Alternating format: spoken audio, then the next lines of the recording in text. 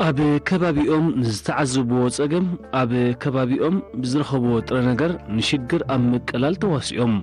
أي كألنيو بجنزب أزيو بزيو زبلة تحسسبها بيتقبوا خلتهم بوحد وصايتاتن ناب جبرا وعيو نمترقامو أنكيدهم نمريتا قريبهم ناب تجبات سرح لويتهم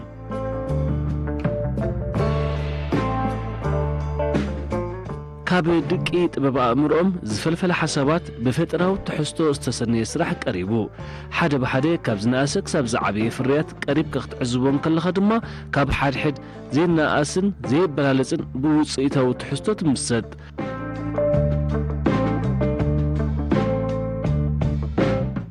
أب استفلالي كل عدمة زلون درجات مرتم زفلالن كاب 12 نقصان زوباتات زوبادو بزموصيهم كينون وددر بقدامنت سرعون تنيرو نتي لعل ገንዘብ زهبو فتراو كلتو من حسبو من أبايتا خرجاجصو بمخالم لعل تمساطي فتيرلهم تمنتاي نسرحتهم كينو أبينهم مستعذابي استمعاري إذا عودن كلالي وبمخالم لعل خلو بهاتاس فترلهم يوم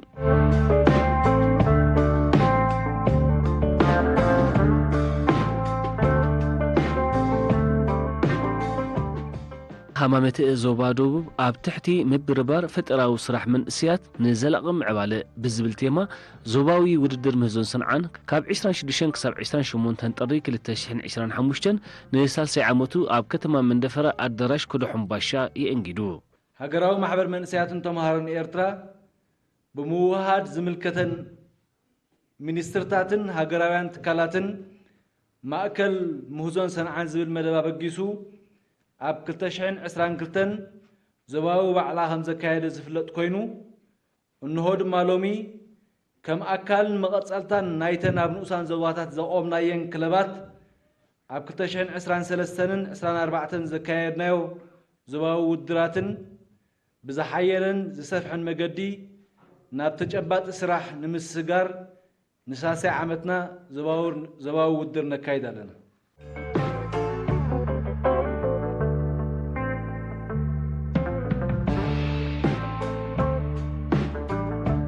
تساتفتي وددر كاب 12 نقصان زوباتات زوبادو بزموصو ماستن سنعتن أب ودابس سرحو أكلات أب كلاي درجة أبيات تمرتن وكلتي همامتن أب استفلالي صلاتات زوبادو بسرحون بحفشة 4 كلتن تمهرو من اسياد 6 كلتن سرحات نوددر أقريبهم بدرجة زوانا هم زارم دحر كوينا أتي أم تمجمريا زنبر قرب تباتاتينوم نيروم قرب أب بناي بيت مرتاد درجة كو كايت تصنح بخمس عينت ود أجابب بترنف سلدي تصنح قرب كبير نيرو دحر جن زي بزوبا درجة أبن أسان زوباتات وريدنا مسمين سرت مرتن لا تشارخنا أبز جبرنا يجن حدثهم من ساعات مولهم تم زنبال دلوهم كوبو جميرهم بو منصرون كم زرعني عبي بلا سراحات أبني عامز نبرة ولا لو معود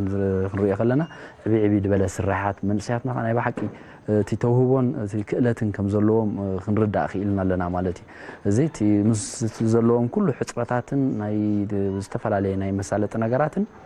مستخول بدهاتهم نتزلوهم أبكابي أمزلوا شجرات كفوت حيلهم لعلن تحتن يقولوا كتصالي حركات كت بهالت مخانم كن جنزب كيلنا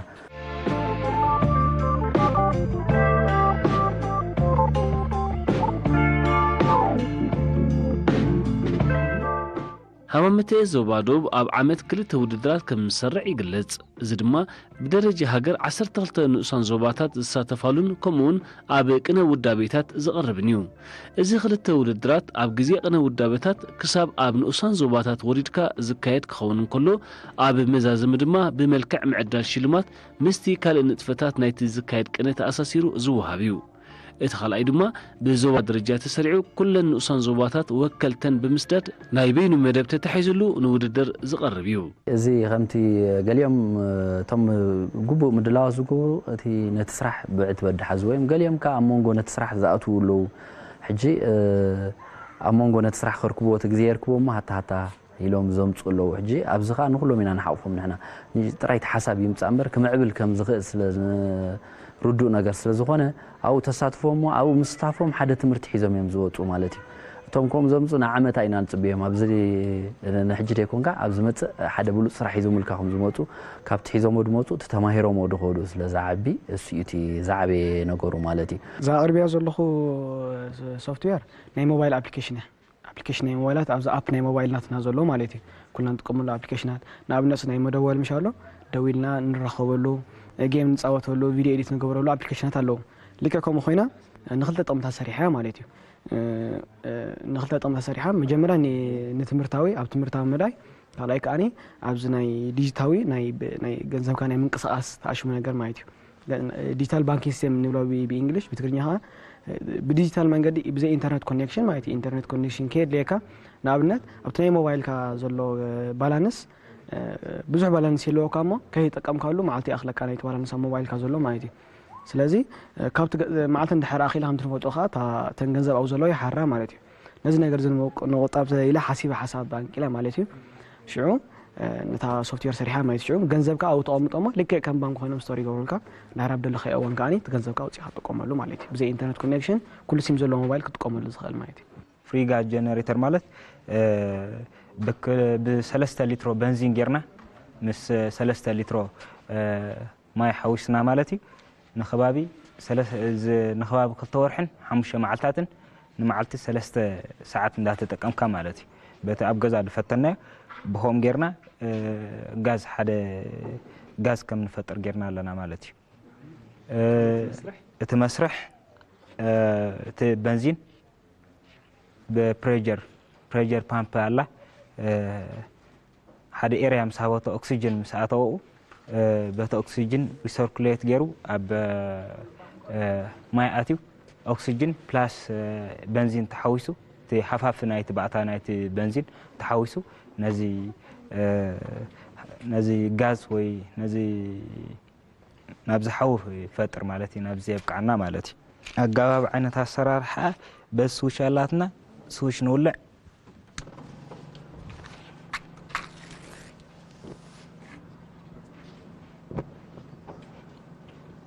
እዚኣ ሓሳብ እዚኣ ብዙሓት ሰባት ኣብ ምርኢት እቲ ከምዚ ዓይነት ምርኢት ምግባር ኣብ ኤክስፖ ፌስቲቫላት ይኹን ወይ ኣብ ናይ ሰዋ ፌስቲቫል ይኹን ኣብ ዝኾነ እቲ ከምዚ ጌርካ ንመሃዝቲ ወይ ሰናዕቲ ምእካብ ሓደ እቲ ናቱ ብልጫ ከምዚ እዩ ካብኡ ኢኻ ተበጊሳ ኣብ ከምዚ ዓይነት ኩነት ዝሰርሕዎ ኣለዉ ነዚ ክሰርሑ ከለዉ ነዚ ዓይነት ፕሮጀክት እንታይ ይጥቀሙ ጎማታት ይጥቀሙ ጎማ ብባህሪኡ ምስ ቤንዚን ክሰማማዕ ኣይከልኒ ቤንዚን ንጎማ ከም ክኾይ ዓቕሚ ኣለዎ ንኣብነት ከም መወከሲ እዚ ፎም ንብሎ ወይ ሰፍነግ ዝበሃል ኣብ ቤንዚን ድሕሪ ተእቲኻ ይመክኽ ወይ ካልኦት ጎማታት ኣለዉ ቸክ ዝገበርናዮም ቤንዚን ከም ክኾይ ይኽእል ሕጂ ነዚታት ኣፅኒዐ ካልኦት ሰሪሖሞ ስለ ዝነበሩ ካብኡ ተወኪሰ ገለ እቲ ቤንዚን ኣብ ቤትሮ ከም ዝኸውን ጌርናየ ቤትሮ ምስ ቤንዚን ወላ ሓንቲ ክሳይ ስለ ዘይብሉ ፀጋም ስለ ዘይብሉ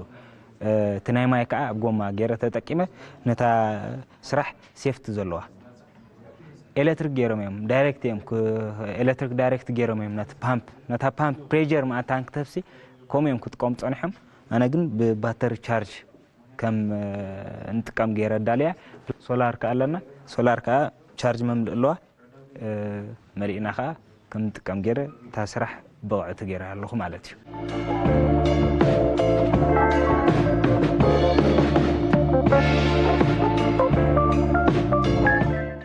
ምብርባር ፈጠራዊ ስራሕ መንእስያት ንዘላቒ ምዕባለ ኣገዳስነቱ ልዑል እዩ እዚ ማለት መሰረታውያን ፀገማት ሕብረተሰብ ንምንላይ ብፈጠራዊ ሓሳብ ፍታሕ ንምምፃእን ኣብ ቀዳምነት ልምዓት ሃገር ጥሙር ፈጠራዊ ክእለት ንምንፅብራቕን ተሳትፎም መንእስያት ንምብራኽን ዝሕመረቱ ምስ ምዃኑ ኣገዳስነቱ ዕዙዝ ይገብሮ በዚ ናይ ሃማት የተዳለወ መደብ ኣዝዩ ፅቡቕን ነቲ መንእስያት ዕድል ዝፈጥርን ብምዃኑ ኣዝዩ ፅቡቕ እዩ ነይሩ እዛ ስራሕ እዚኣ ከዓ ናይ ኤሌክትሪክ መኪና ወይ ከዓ ኢቪ ንብሎ ማለት እዩ ከምኡ ዓይነት ሲስተም ኮይና ሕጂ በዚ ንሪኣ ዘለና ማለት እዩ ብሶላር ሲስተም ተጠቂምና ኢና ነቲ ሲስተም ተጠቂምና ሰሪሕና ዘለና ማለት እዩ ኣብ ቀፃሊ ከዓ እዚ ንሪኦ ዘለና ዓይነት ስራሕ ኣብ እዘን ንጥቀመለን ዘለና ዓይነት መካይን ተገጢሙ እቲ ፅቡቕ ዝኾነ ስሉጥ ዝኾነ ኣገልግሎት ንኽትበና በዚ ጋጣሚ እዚ ቀላእቲ ማለት እዩ እቲ ቀንዲ ዕላማ ነዛ ስራሕ እዚኣ ንኽስራሕ መደብ ሓሳብ ዝመፀለይ ማለት እዩ ቀንዲ በቲ ዓለምና ሕጂ ኣጠላሊዋ ዘሎ ናይ ኩነታት ኣየር ማለት እዩ ኣብዚ ግዜ እዚ እንዳኸፍአት ትኸይድ ዘላ ዓለምና ሰው ነዚ ንምቕያር ነቲ ክሊማ ቶታሊ ክንኣልዮ እኳ ተዘይከኣልና ኣብ ዝሓሸ ደረጃ ንምውራድ ግን ከምዚ ዓይነት ሲስተማት ግሪን ኢነርጂ ብምጥቃም ነዚ ዓይነት ፀገማት ክነቃልሎ ንኽእል ማለት እዩ ሕጂ እቲ ቀንዲ ዕላማ እቲ ካርቦን ዳይኦክሳይድ ንምጉዳል ኮይኑ ካልኣይ ከዓ እቲ ናይ ሳውንድ ፖሉሽን ዝበሃል ኣለና ንሱ ሕጂ እንታይ እዩ መብዛሕትኡ ኣብ ከባቢ ሆስፒታላት ቤት ትምህርቲ ከምኡውን ናይ ኣከባቢ ገዛውቲ ዝነብሩ ሰባት ማለት እዩ ብዙሕ ዝኾነ ድምፂ እንድፈጥራ ዘን ንጥቀመለን ዘለና መካይን ማለት እዩ ስለዚ ነዚ ንምቅላል ካብ ረብሻ ንምድሓን እውን ካብቲ ሲስተም ማለት እዩ ካብቲ ሓሳቢ ማለት እዩ ከም ሳልሳይ ደረጃ ሰሪዕናዮ ዘለና ከዓ ኣብ ቁጠባ እንተመፂና እውን ከምኡ ማለት እዩ ቁጠባ ከዓ ብመንግስታዊ ደረጃ ይኹን ብውልቀ ሰባት ይኹን ብዙሕ ናይ ፀገማት ናይ ሃልኪ ናይ ገንዘብ ይፀኒሕና ስለዚ ነዚ ንምውጋድ ወይ ከዓ ንምጉዳል እውን ሓደ ኣድቫንቴጅ ናይዛ ስራሕ ማለት እዩ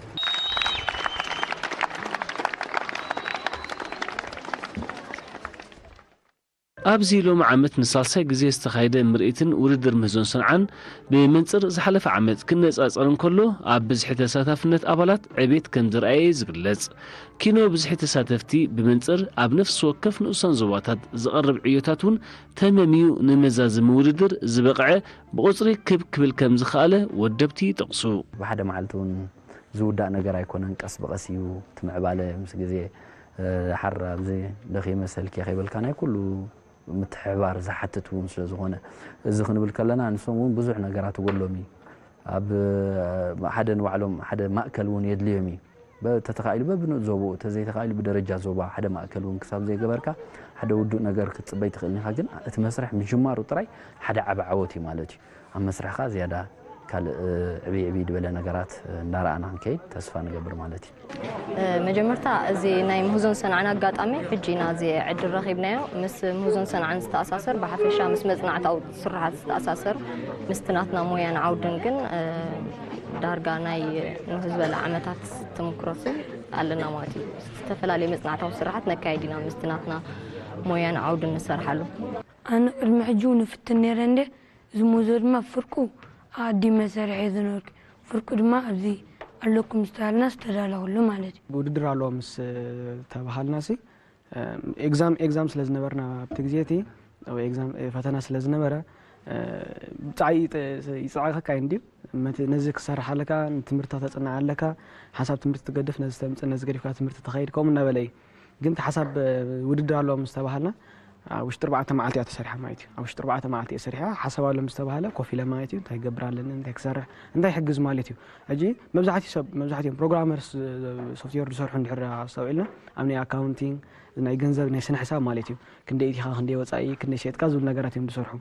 ክቃብሩ ካብ ውፅእ ዝበለሲ እንታይ ክሕግዘና ይኽእል ንዓና ከም ኤርትራውያን ማለት እዩ ሕጂ እታ ናይ ኤዱኬሽናል ሲስተም እታ ናይ ትምህርታዊ መዳይ እንድሕር ኢልና ንኣብነት ወሲድናያ ሲ መምሃራን ብጣዕሚ ስራሕ ብፁዕ ፃዕቂ ስራሕ ኣለዎ ንኣብነት ኣብ ሓንቲ ክላስ 80 ተምሃሮ እንድሕር ሃልዮም ናይ ሰም 80 ተምሃሮ ኣቨሬጅ ካልኩሌት ትገብር ኣለዎ እቲ መምህር እናቶም ተርታ ክሰርዕ ኣለዎ ስለዚ ብጣዕሚ ብዙሕ ስራሕ ኣለዎ ማለት እዩ ክብደት ስራሕ ስለ ዘለዎ ነዚ ንምቅላል ማለት እዩ ይስርሑ እንዲኦም ኤክሰል ብናይ ማይክሮሶፍት ኤክሰል ዝበሃል ፋይላት ይስርሑ እዮም ኣብ ላፕቶፕ ራን ዝገብሩ ማለት እዩ ኣብ ላፕቶፕ ዝሰርሑ ኩል መምህር ግን ላፕቶፕ ክህልዎ ይኽእል ማለት ኣይኮነን ላፕቶፕ ቻርጅ ትውድእ ገለ ብዙሕ ሕፅረታት ስለ ዘጋጥም መልክዕ ናይ ሞባይል ኣፕሊኬሽን ማለት ኣብ ሞባይል ገይሩ ወላ ሓንቲ ብዘይሽግር ዳትኡ መሊኡ እቲ ሓበሬታ መሊኡ ቀሚራ ክንደይ ኣቨሬጅ ኣለዎ ኣብ መበል ክንደይ ተርታ ኣሎ ትነግሮ ማለት እዩ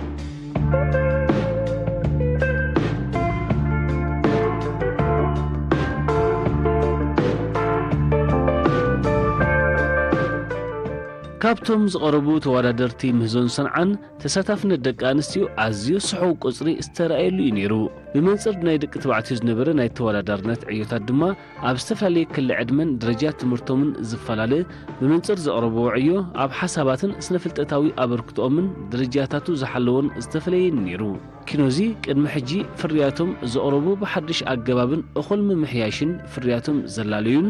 ብመንፅር ዝደለብዎ ዓውደ ፍልጠት ኣብ ተግባራዊ ዕዮ እጃሞም ዘበርኮቱን በቲ ሓደ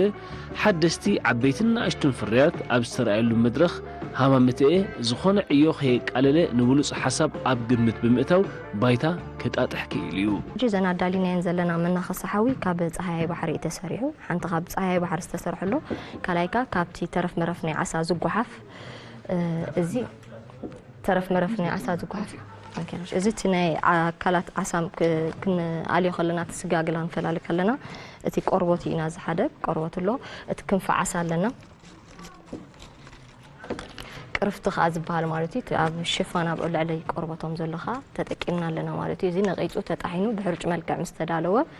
ብስምዐ ባእታ ተጠቂምና ኣለና ስምዐ እዚ ናይ ማዓር ንህቢ መስርሕ ገለ ዝጥቀሙሉ ማለት እዩ ወይ ከዓ ሽምዓ ስብሒኻ ሳልሳይ ዝኾን ካብዚኦም ተጠቂምካ ተባዒጡ ብውስን ቅርፂ ዝተፈላለዩ ዓይነት ቅርፂ ክትሕዞ ትኽእል ኢኻ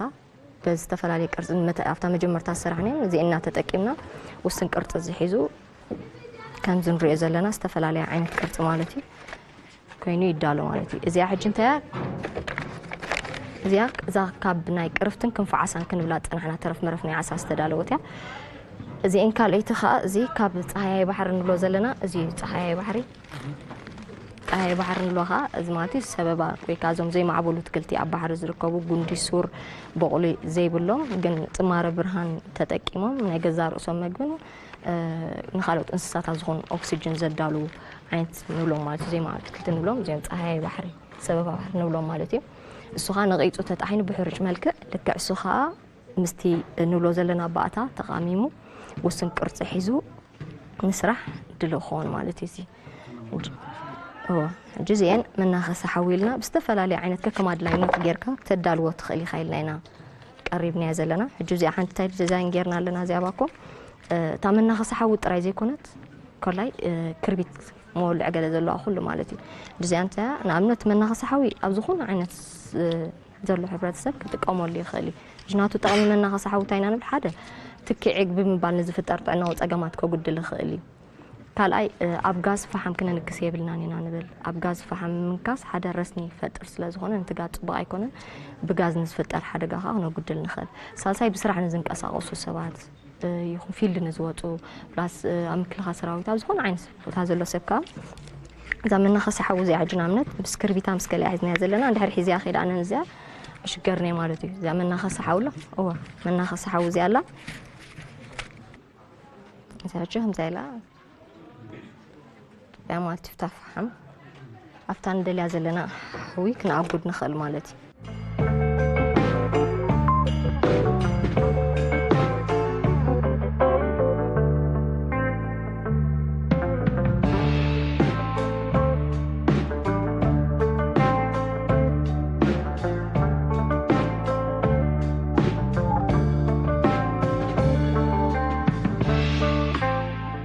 ኣብ ዝሓለፈ ዓመት ኣብ ተመሳሳሊ ግዜ ብዞባ ደረጃ ኣብ ዘቐረበ ውድድር ምህዞን ሰንዓን ንገለ ካብተን ብሉፃት ተባሂለን ዝተሸለማ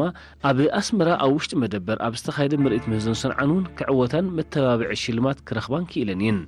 እዚ ኣብነት ናይዘን ኣብ ጥቕሚ ሓፋሽ ተሰሪሕለንን ዝስራሓለን ዘሎ ፍርያት ፅልዋ ዝፈጥር ኮይኑ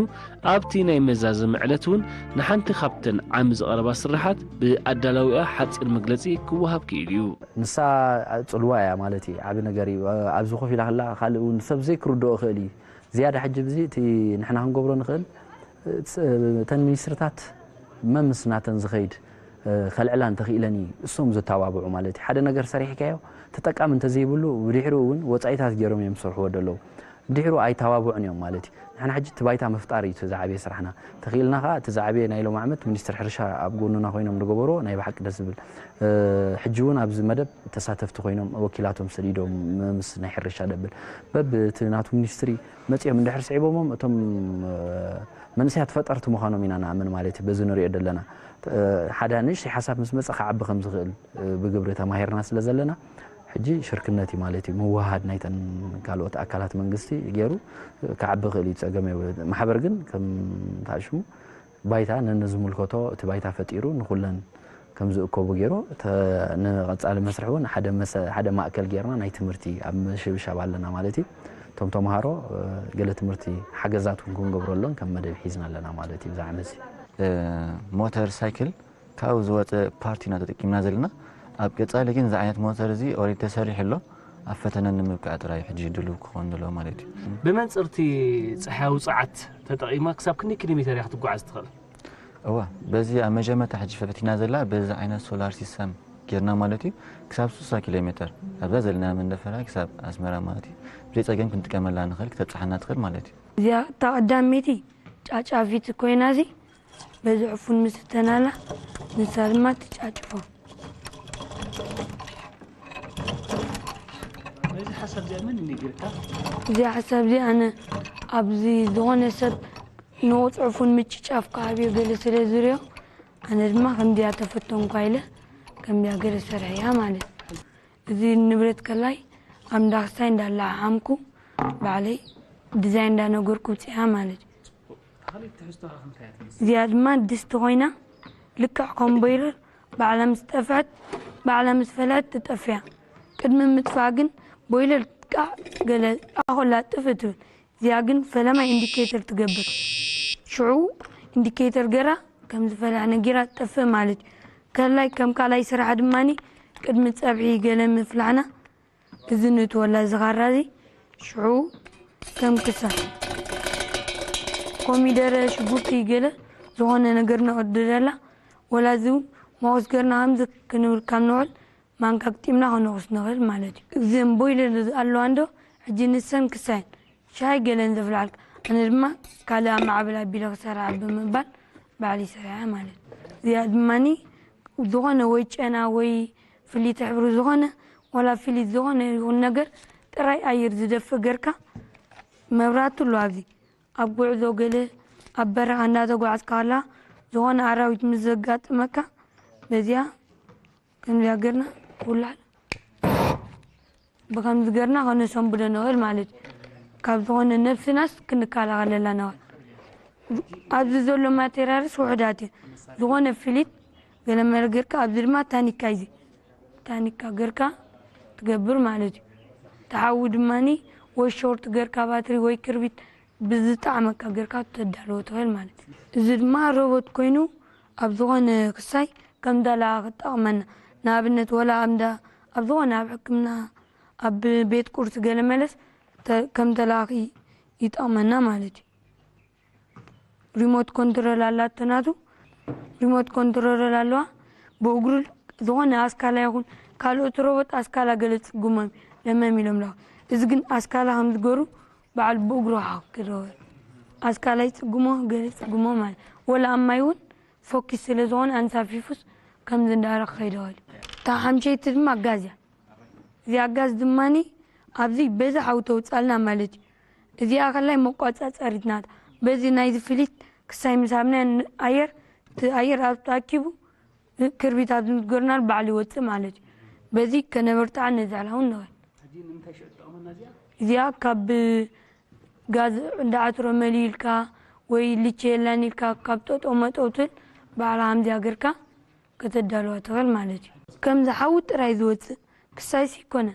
كم زي نورمالي تعود قولاي سايكونا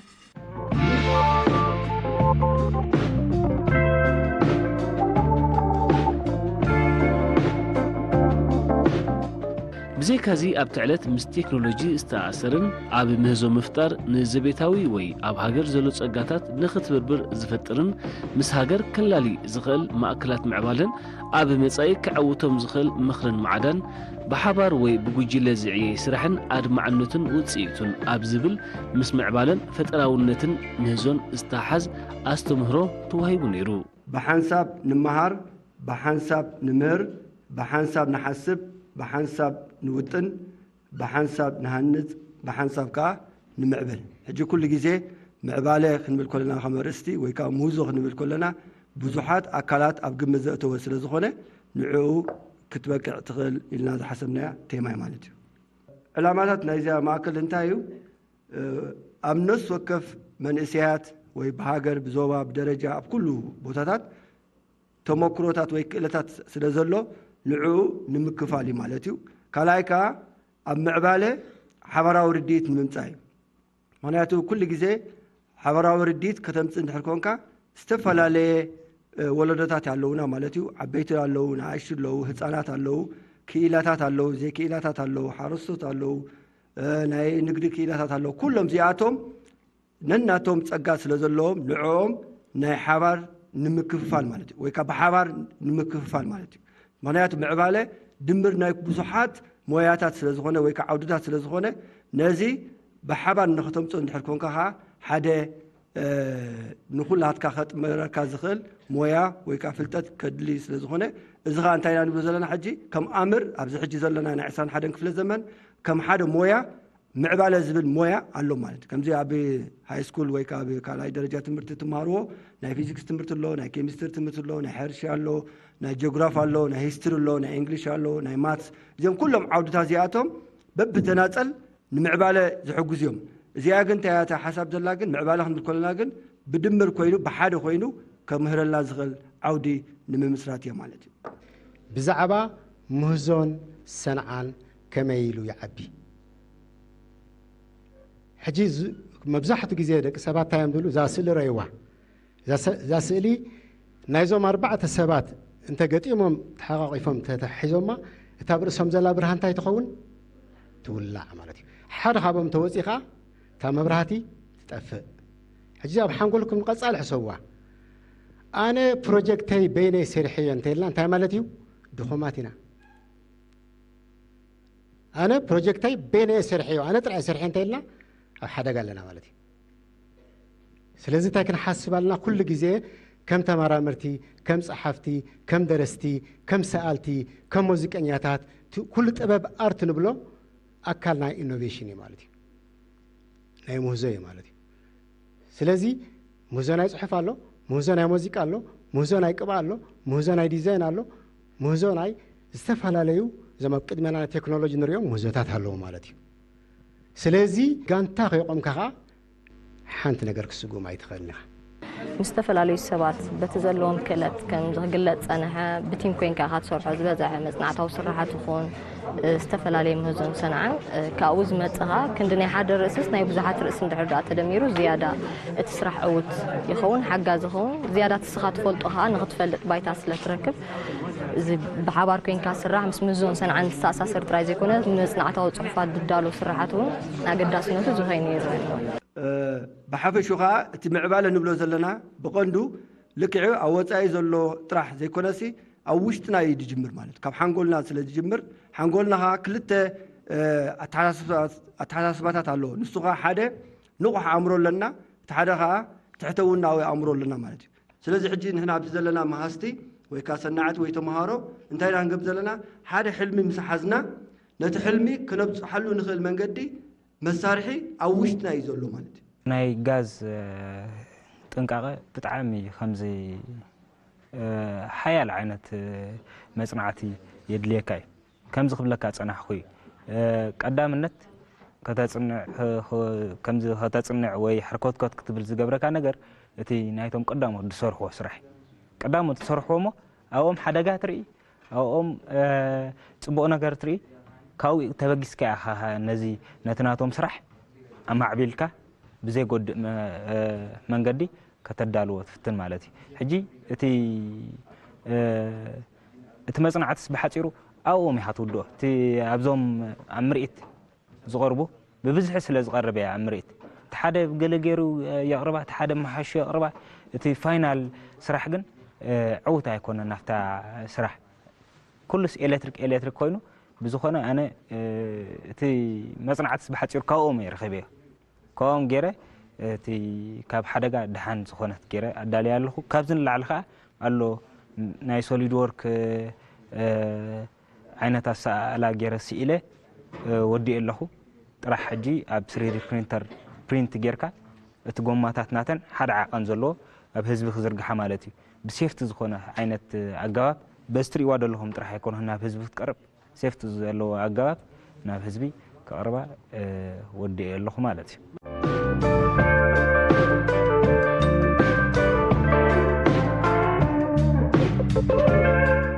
ንስነ ፍልጠታዊ መሰረት ዝገበረ ምህዞ ከተቐርብ ምኻል ዘተባብዕ ውፅኢት እዩ ንሓደ ኣብ መሰረታዊ ምዕባለ ዝተበገሰ ሓሳብ ንሽግር ዋጋን ጉልበትን ኣብ ምቅላል ዘውሕድ ዕዮ ምዃኑ ድማ ይእመነሉ ናይ ቅድሚ ሕጂ ዝረአኾ ናይ ሎሚ بزحلو مبجحتو خا اب مسارتاوي ناي تمرتي ناي سنافلتن مالت ناي نمهزوس مريح زغنقا كنت سرحا خلاها خا مريحو ناب حقي ديخات سرح زلها تقوم زلو ديخات سرح زلها زمان حقا زتبابعكا فلتت استمركسي كوين رخيبيا ውድድር እቶም ናሽ ህፃናትም ዝያዳ ዝደፍሩ ብዘይ ቀል ዓለም ቶም ዓበይቲ ብዙሕ አይብሉን ብዙሕ ትሕዝቶታት እውን ውድድር ምስ በልካ ያገዙ ኮፍ ድብል አሎ ማለሲ ውድ እቲ ብዕድመ ዝበሰለስ ሓደ ውድ ጽፉፍ ዝኾነ ስራሕ ሒዙ ክቀርብ ይዝደሊ ቶም ህፃናት ወላ ሓደ ሓሳብ ተወይና ወላ ፍርቂ ሒዞም መጡ ድፍረት ኣለዎ ማለት ሕጂ እቲ تمهزون سان عنك مثل نعكا خبعبين كابنيشن دبل يبولون مالتي حسابات كابتوم ناشون بلوص حسابات لمزلو كفوت تغيير كاي ممهاري مالتي درجه ግን ነቶም ናይሹ ድኾኑ መተባብዕ እንደሃብና በናይ ባቅ በስራሕ እንድሕር በጽሖም ወሽሎም ጸገም ይብሉን ብሉጽ ሐሳብ ወይ ብሉጽ ዝኾነ ስራሕ ይዞም ተመጽንካ መተባብዕን ዖም ንህቦብና ዝበዝሕ ሶምካ ነቶም ብሉጽ ስራሕ ይዞም ዝመጽኻ ዕውታት ኢልና ንህቦ ማለት ሕጂ ሽልማት ከም ዘራኔ ተዛነቀይ ነይሩ ማለት ሽልማት ዘይከዕግብ ኸልዩ ገለ ንሕና ግን ንዖም ሞቲቬሽን ምትብባዒት ቀንዲ ዕላማ እንበር እቲ ንሕና ንህቦ ከምዚ نعوم أبصراحة كم زلوا نقدر صلون كم زلنا من حبارين بل تزعبي تناتهم صراحة تمليس ونحبرة سب كهب بتناتهم صراحة سب كجلجل كله خريق كله ويتي زعبي عوت مالتي مودعتا نخلهم نزي نخنود بز حوابرنا منسيات مالتي العلغل توم تساتفتنا إذا مد بمنسيات نعومنا زعبي مسكنا مالتي كتيلون نعوم زور نوفا أكلات ناين وسان زباتات خمس جنوم مدل مالتي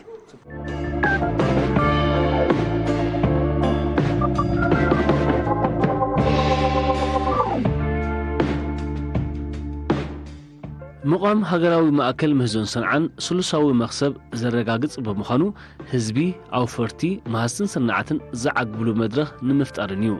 سلازي مهنات بكل مداي بقع هجراوي مأكل مهزون صنعان مدرخ بمدرخ زرقاقص مسرح مخانو تأمينو نسبقس علامة الشتو أموقع أمسائي هاناتي حساب بمقرابن نمعواتو كسرحن أبتعلت كم لبوان مزخاخرن قريبو نزت أنا حد حربايتا مركوس بمقبار هجراوي مأكل مهزون صنعان زفلت مدب متبع فترة حساباتن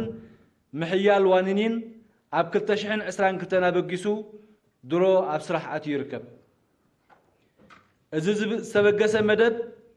أب تفتيرو زولو مدرخ سلام كم من سيات كونغويو زقبقنا قسقاس قطوا عبيت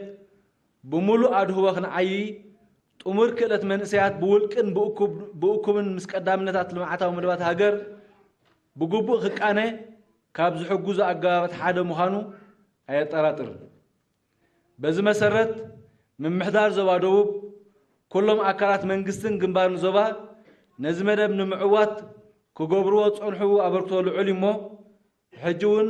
نيوترو أدلاي متحبارهم كيف اللينا الله كله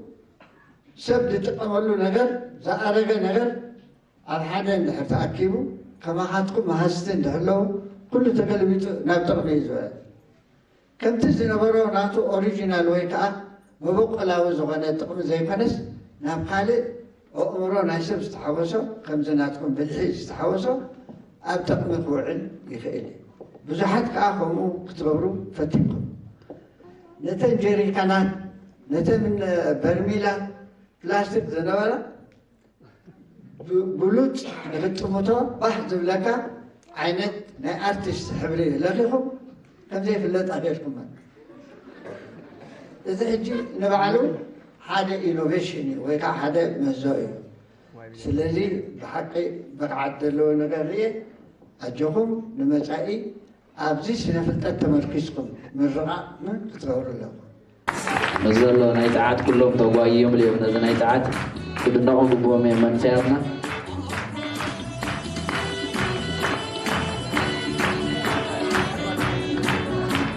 رابعي تدريب زوجة إنجنير نادنا يتصفى مريم إنفنتري سوفت وير زمازة شهن عمو الشميت النافع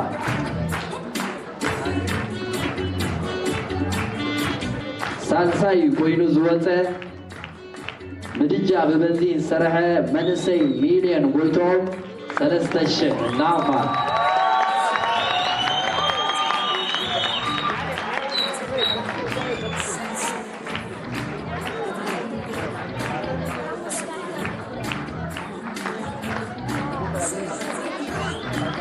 አማል ብርሃነ ፈሓም ካብ ፃያይ ባሕሪ ሰረሐት ጓልሰዲ ሞራ ድምቕ ዝበለ ሞራል እስከ 4000 ናፋ ስለማላ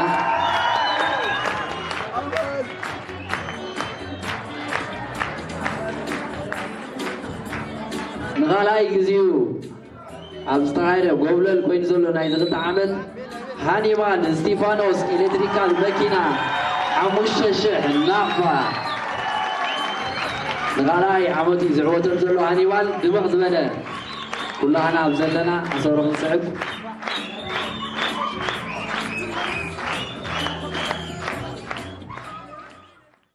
ኣብዚ ናይ ሎማዓንቲ ዝተኻየደ ናይ መዛዘሚ ቀዳማይ ዓወት ብምዃን ኢኻ ተሸሊምካ እሞ እዚ ሽልማት እዚ ንመጻኢ እንታይ ምትብባዕ ክገብረልካ ይኽእል? እዋ እዚ ናይ ሎማዓንቲ ዝተገብረ ቅድሚ ሕጂ እውን ተገይሩ ነይሩ ኣብኡ ቀዳማይ ወፅያ ነይራ ማለት እዩ። ስለዚ ኣቕሪብካ ነርካ ሽዑ ሽዓ ኢንቨርተር ኣቕሪብያ ነይረ ኢንቨርተር ባዕልና ሰራሕና ኣብዚ ሃገርና እሳ እውን በዚ ዘለና ማቴሪያል ተጠቂምና ሰራሕና እያ ኣብ ህዝቢ ኣገልግሎት ኣዝዩ ፅቡቕ መዓላ ክትውዕል ትኽእል ኣዝያ ፅፍፍቲ ስራሓ ማለት እዩ። እዚ ሃማት ዝወደቦ መደብ ከዓ ኣዝዩ ናይ ብሓቂ ንመንእስያት ክተባብዕ ዝኽእል መንእስያት ጥራይ ዘይኮነ ንኣሽቱ ኣሕዋትና ዓበይቲ ኣሕዋትና እውን ኣለዉ ከምዚ ዓይነት ክሳተፉ ከም ዝኽእሉ በዚ ጋጣሚ እዚ ክነረጋግፀሎም ንፈቱ። በቲ ሓደ ወገን ከዓ እዚ ዓይነት ዓወት እዚ ንዓይ ከምዚ የዛንየኒ በዚ ጋጣሚ እዚ ቃላት ማለት እዩ ኣብ ቀፃሊ ካብየ ከም ዘለኒ በዚ ጋጣሚ እዚ ቃላት ማለት በዚ ጋጣሚ እዚ ከዓ ከመስግኖም ዝደልዩ ኣካላት ኣለዉ ብዓብዩ ስራይ ከምኡውን ዳእቶ ኪሮስ በዚ ጋጣሚ እዚ ከመስግኖም ፈቱ ብሙሎም ኣብዛ ስራሕ ብንዋት ይኹን ብሞያ ዝተሓበሩን እውን በዚ ጋጣሚ እዚ ከመስግኖም ፈቱ ብዓብዩ ከዓ ንሃማቴ በዚ ጋጣሚ እዚ ምስጋና የቕርብ። ናይ ክንዲ ሰብ እያ ከዚያ ትፅዕን እዚያ ብውሕድ ሕጂ ናይ 3 ሰባት ገለገልና ኢና ሰሪሕና እያ ዘለና እሞ መምህር ሃኒባል ስቲፋኖስ እንቋ ሓጎሰካ ብዝተፈለየ ስራሕ ክንረኸብ ድማ ተስፋ ይገብር እሞ ኣነ ናብ ተኸታተልቲ ናብ ካልእ ትሕዝቶ ከስግሮም እየ ንስኻ ድማ ሕጂ ናበይ ኢኻ ክትከደላ ነስመራ ክደላ ሕጂ ፅቡቕ ሰላም መንገዲ ኦኬ ኣሜን